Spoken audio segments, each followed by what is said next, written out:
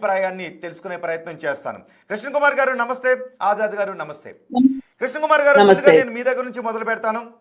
కృష్ణ కుమార్ గారు ఎలా చూడాలి? 4-5 రోజుల నుంచి ఇదే అంశం గురించి సమాజంలో చర్చ జరుగుతుంది. నిజానికి ఇంతకుముందు నేను అన్నట్టే గతంలో ఇలాంటి మాటలు వచ్చినప్పుడు సామాజికవేత్తలు, సమాజంలో ఉన్న మహిళలందరూ వచ్చి అమ్మాయిల డ్రెస్సుల గురించి మీకెందుకు, మీరు నోరు మూసుకొని పొండేరు అనేవారు. కానీ ఇప్పుడు సమాజంలో ఉన్నటువంటి ఎక్కువ మంది మహిళలు నిజమే బట్టల విషయంలో కొంత మితిమీరిన ప్రవర్తన కనబడుతోంది. అది హీరోయిన్స్లో కావచ్చు, సోషల్ మీడియా ఇన్ఫ్లుయెన్సర్లో కావచ్చు. దీన్ని ఎక్కడో చోట ఆపాలి అని మహిళలు అంటూ ఉంటే, కొంతమంది పురుషులు లేదు లేదు మహిళల్ని బట్టలు విప్పుకుని తిరగనివ్వండి. కొంతమంది నిన్న నాన్ వెజ్ కూడా వచ్చారు, అమ్మాయిలు మీకు విప్పుకుని తిరగాలంటే తిరగండి అన్నాడు. నాగబాబు కూడా ఏమన్నారంటే బట్టల విషయంలో మీకు పూర్తి స్వేచ్ఛ ఉంది, మీరు ఎలాగైనా సరే తిరగండి అని అన్నారు. పురుషుల నుంచి అటువైపు సపోర్ట్ వస్తుంది, మహిళ నుంచి ఇటువైపు సపోర్ట్ వస్తుంది. ఒక సామాజిక వేత్తగా, ఒక మహిళగా మీరు ఎలా చూస్తారు ఈ ఇష్యూని? చాలా దురదృష్టకరమైన పరిస్థితి ఉందండి వాళ్ళ మీడియాలో. అదేంటంటే చాలా కన్వీనియంట్ గా, చాలా ఇంటెలెక్చువల్ కాదు, ఇంటెలిజెంట్ గా డిస్కషన్ మొత్తాన్ని అనసూయకిన్ను ఈ శివాజీ వ్యాఖ్యలకి ముడిపెట్టారు. అసలు మాలాంటి వాళ్ళు మాట్లాడిన మాటలను ఖాతరు చేయట్లా. మేమేం మాట్లాడుతున్నాం? సమాజంలో ఎంతమంది ఇలాగ బట్టలు వేసుకుంటున్న అమ్మాయిలు ఉంటున్నారు.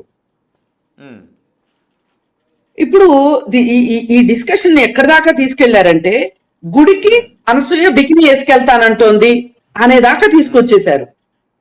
అసలు ఇప్పుడు ఈ దేశంలో ఉన్నది అనసూయ ఒక్కటేనా మహిళ? అనసూయ ఒక్కటేనా ఎక్స్పోజింగ్ చేస్తోంది? అంటే అందరినీ చేయమని కాదు నా ఉద్దేశం. ఇప్పుడు అనసూయ మాటలనే ఎందుకు మీరు ప్రామాణికంగా తీసుకుంటున్నారు? అసలు ఇక్కడ శివాజీ మాట్లాడవలసిన మాటలేంటి? అబ్బాయిలు ఇలా అమ్మాయిలు ఎక్కడన్నా మీకు కనిపిస్తే వాళ్ళు బట్టలు వేసుకున్నారా, వేసుకోలేదా, ఎలాంటి బట్టలు వేసుకున్నారు అని చూసుకుని మీరు చేతులు వేయడము, చొంగగార్చుకుని వాళ్ళ వెంట తిరగటము అనేది అది కరెక్ట్ కాదు అని చెప్పలేదు అని చెప్పి మాలాంటి వాళ్ళని మాట్లాడుతున్నాం. ఈ మాటకి ఎవరు చెప్తారు సమాధానం? ఇప్పుడు అనసూయని కాసేపు పక్కన పెట్టేసేయండి. ఇప్పుడు నిధి అగర్వాల్ అక్కడికి వచ్చిందండి. ఆ అమ్మాయి బట్టలు చూసి అలా చేసింది అని కొంతమంది మాట్లాడుతున్నారు. నాలాంటి వాళ్ళు ఏమంటున్నారంటే అలాంటి బట్టలు వేసుకున్నారా వేసుకోలేదా అనేది కాదు ఇక్కడ పాయింట్.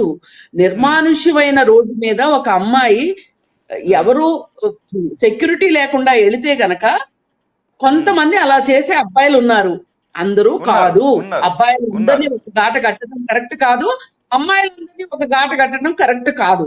అందుకని నేనేమంటున్నానంటే మనం ఇప్పుడు సమాజంలో నేర్పాల్సింది ఏంటి అంటే అబ్బాయిలు ఏం చేస్తే తప్పు, ఏం చేస్తే రైటు అనేది.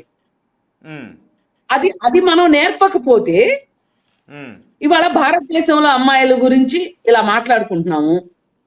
అమ్మాయిలు ఇలానే ఉండాలి, ఇలా ఉండాలి, ఇలా బట్టలు వేసుకోవాలి అని చెప్తున్నాము. Well and good.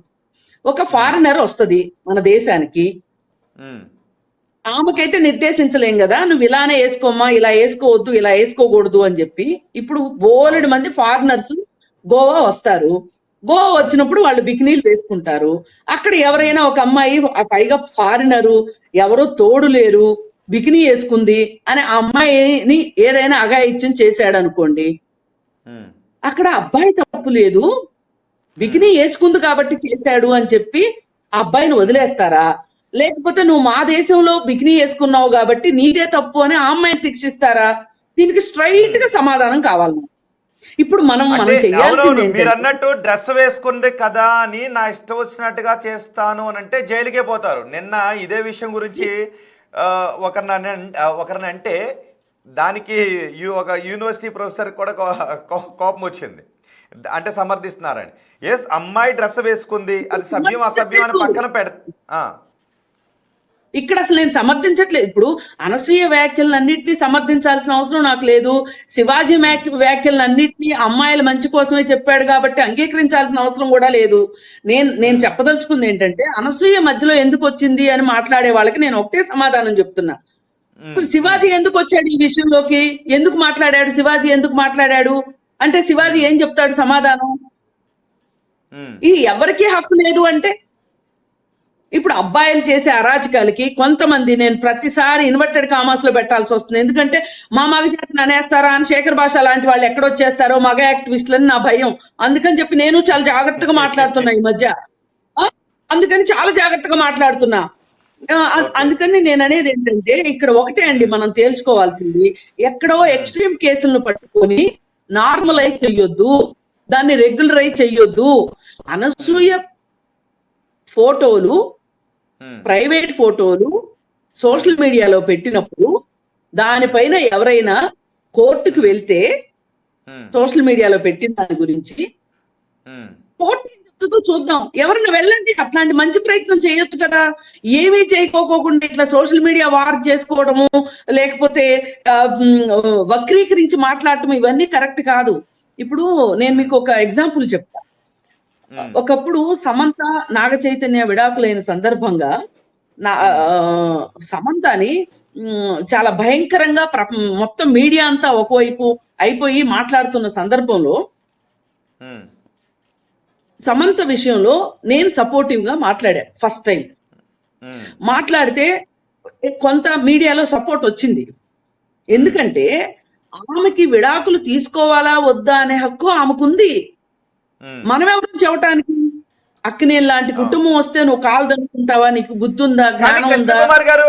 కృష్ణకుమార్ గారు వినండి, నన్ను కంప్లీట్ చేయనివ్వండి. ఇలా మాట్లాడితే అసలు మీరెవరమ్మా చెప్పటానికి? ఆమెకి ఒక పెళ్లిలో నుంచి, బంధంలో నుంచి బయటికి రావటానికి మగవాళ్ళకి ఎంత హక్కు ఉంటుందో ఆడవాళ్ళకి అంతే హక్కు ఉంటుంది, ఆడవాళ్ళకి ఎంత హక్కు ఉంటుందో మగవాళ్ళకి అంతే హక్కు ఉంటుంది. పైగా వాళ్ళు మ్యూచువల్ డివోర్స్ తీసుకున్న తర్వాత ఈ చర్చంచా పెట్టడం కరెక్ట్ కాదు అంటే, అయినా కానీ మీడియా ఆగకపోతే ఆమె కోర్టుకెళ్ళింది. కోర్టుకెళ్తే మీడియా ఏం చెప్పిందంటే, ఎవరైనా సరే సమంత గురించి మాట్లాడేటప్పుడు 1-2 సార్లు ఆలోచించుకోండి, మాట్లాడటానికి వీల్లేదు అని ఇంకొక మాట కూడా అన్నది. మీరు సోషల్ మీడియాలో ఓకే, అవును, అంటే అది ఆమె వ్యక్తిగత వైవాహికానికి సంబంధించినటువంటి విషయం. ఓకే, మీరు అప్పుడు పాజిటివ్ గానే మాట్లాడారు, ఎందుకంటే ఒక మహిళ హక్కు గురించి. ఓకే, దాన్ని ఒకసారి పక్కన పెడదాం. కాదు, కోర్టు ఏం చెప్పిందో నేను చెప్తున్నా. కోర్టు ఆ రోజు ఏం చెప్పిందంటే, మీరు కూడా సోషల్ మీడియాకి ఎక్కువ ఇన్ఫర్మేషన్ ఇవ్వకండి అని చెప్పింది. ఇప్పుడు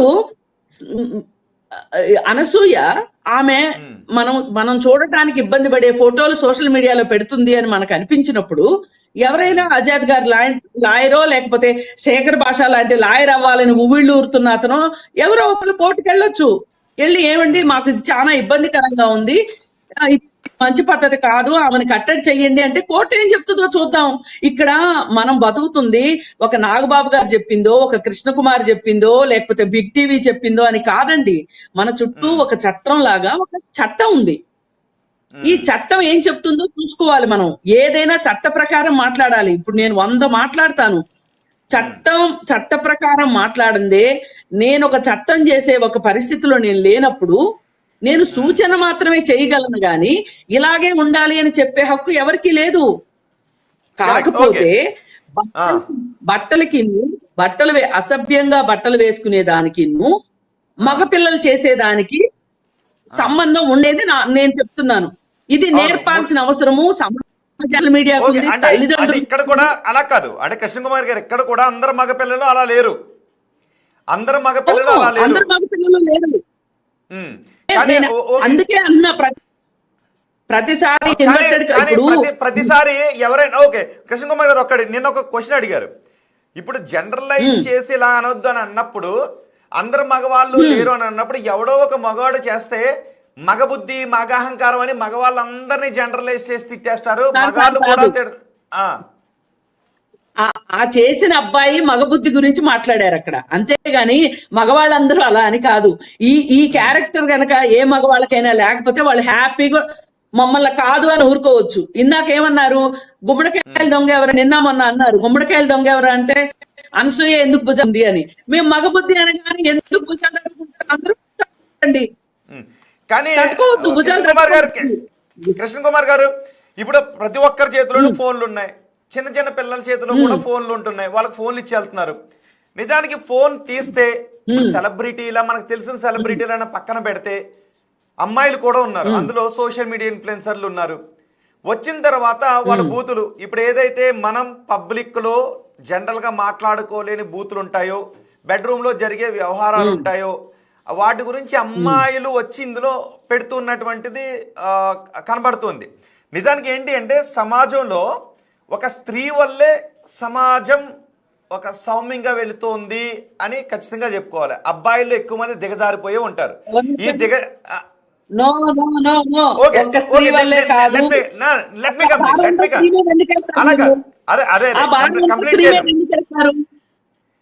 కంప్లీట్ చేయనివ్వండి.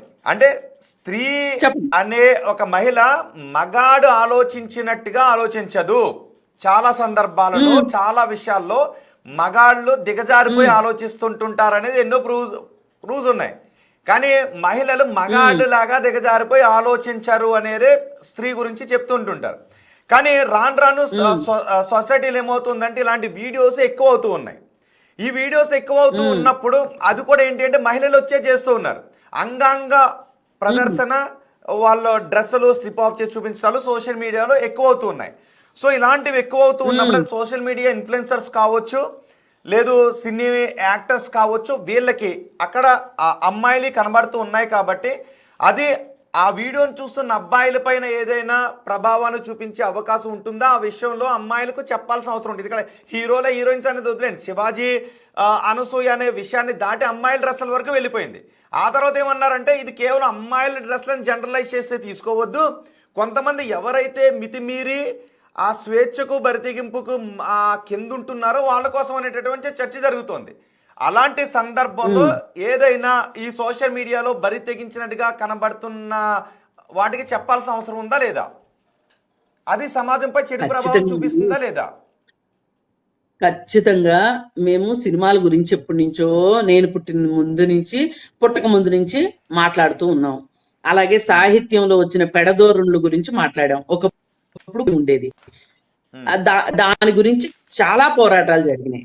పూర్ణ సాహిత్యం గురించి, దానికి కౌంటర్ గా ఒక మంచి సాహిత్యం కోసం అని చెప్పి చాలా మంది అభ్యుదయ రచయితల సంఘం అని, విభజన సంఘం అని రకరకాల రచయితల సంఘాలు పెట్టారు.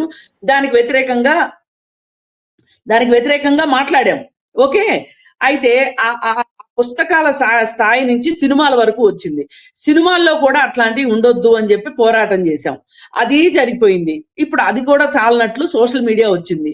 సోషల్ మీడియా కానట్లు ఇవాళ ఓటీటీలు వచ్చేసినాయి, అలాగే పోర్న్ సైట్లు వచ్చినాయి. ఇలా రకరకాలు ఇప్పుడు మనకి ప్రజల పైన ఒక రకమైన దాడి లాంటిదే జరుగుతుందండి. ఇది టెక్నాలజికల్ వార్. ఇది ఎందుకంటే ఈ టెక్నాలజీని మనము అవసరానికి మించి మనం తెచ్చేసుకున్నాం. ఈ ప్రజల స్థాయి ఏంటి, ఈ టెక్నాలజీని ఎలా వాడుకుంటారు ఏంటి అనే దీనికి బానిసలు అవుతారా లేకపోతే దీని నుంచి నేర్చుకుంటారా అనే ఒక అసెస్మెంట్ లేకోకుండా మనము ఒక దాడిలోకి మనం వెళ్ళిపోయాం.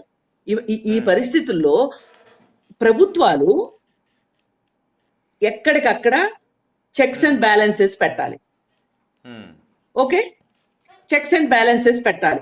పెట్టకపోతే ఏం జరుగుతుంది, ఈ సమాజంలో దాని దుష్పరిణామాలు ఎక్కువ అవుతాయి. దీని గురించి మాట్లాడదాం. కృష్ణ కుమార్ గారు ఒక్క నిమిషం. ఓకే, ఒక్క నిమిషం, ఎందుకంటే మళ్ళీ మనకి చర్చ అసలైన విషయం దగ్గర నుంచి మళ్ళీ మిగతా వాడి దగ్గర కూడా వెళ్తుంది కాబట్టి ఒకే ఒక విషయం, అసలు బట్టల్లో సభ్యత అసభ్యత అనేది ఉంటుందా ఉండదా? ఖచ్చితంగా ఉంటదండి. చట్టం ఏం చెప్పింది, లాయర్ గారు ఇంకా చట్టం పక్కన పెట్టేయండి, చట్టంతోనే మాట్లాడతా నేను చట్టంతోనే మాట్లాడతా. నాకు ఈ సూక్తి ముక్తావళి, శివాజీ లాంటి మహానుభావులు, శేఖర్ భాష లాంటి మహానుభావులు చెప్తే వినాల్సినంత దుస్థితిలో నేను లేను. నేను చట్టం ప్రకారమే మాట్లాడతా. చట్టం ఉంటేనే దిక్కు దివాణం లేదు, ఇంకా వ్యక్తులు వచ్చి మాట్లాడతారు ఇక్కడ తీర్పర్లాగా.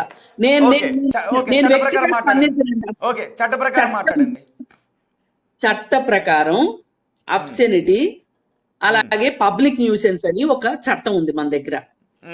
ఇది ఎక్కడైనా అట్రాక్ట్ అయితే శేఖర్ భాష లాంటి పౌరుడు, నేను భారతీయ పౌరుణ్ణి అని ఆయన గుండెలు బాదుకుంటున్నాడు. ఈ భారతీయ పౌరుడు దానిపైన కోర్టులో కేసు వేయొచ్చు.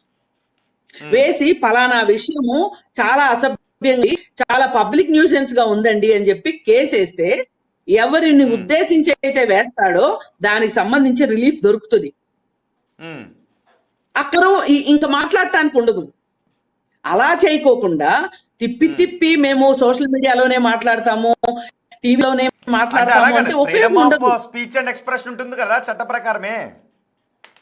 నేను అదే చెప్తున్నా, ప్రతి దానికి ఒక పరిమితి ఉంటది. పరిధులు దాటి మాట్లాడుతున్నారు ఇవాళ చాలా మంది. ఇది కరెక్ట్ కాదు.